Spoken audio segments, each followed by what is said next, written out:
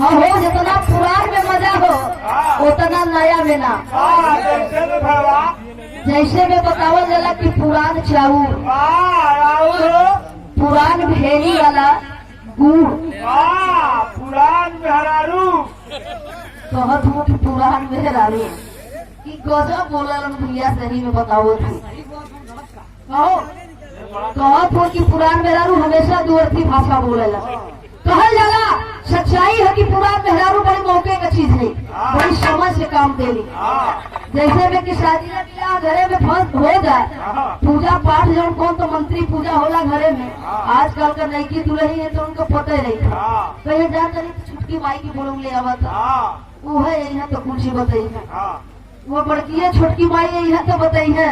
तो ऐसे ही बतावल जाला जैसे कि दादा की उम्र का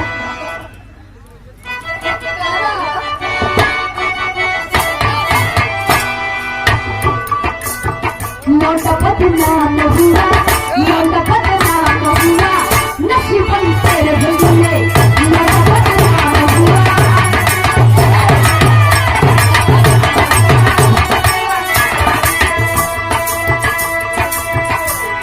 शर्ट में लेकिन गीत बदल गई। आजकल एक धुन पर 100 को गीत एक स्वर पर आ जाते हैं। मुन्नीपत नाम हुई, मुन्नीपत नाम हुई, डार्लिंग तेरे लिए, मुन्नीपत नाम हुई,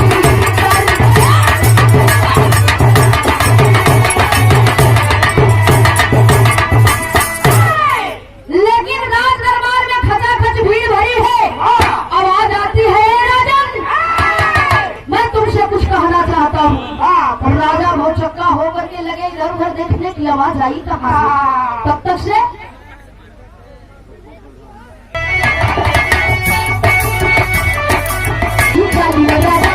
जवानी नहीं देख सकते होती।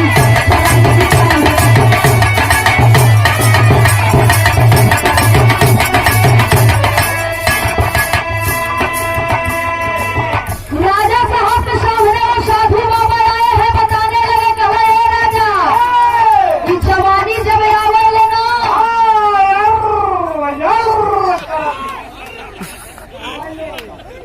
की भाई कहा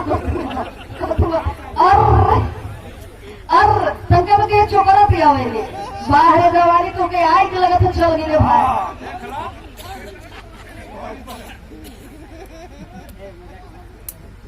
सही कहा गया कि जवानी बड़ी निगोड़ी बड़ी जालिम बा। जवानी कबहू केहू बना भरी है। जवानी जब आवल तो यही जवानी में कितना लोग बहक जाला, जैसे में विजयी भी बहुत चुकल हुआ। और यही जवानी के जो बचाए के रखल, संजोए के रखल, सभी के दुनिया में बहुत बड़ा उत्थान भई, नाम भई, कैसे आवा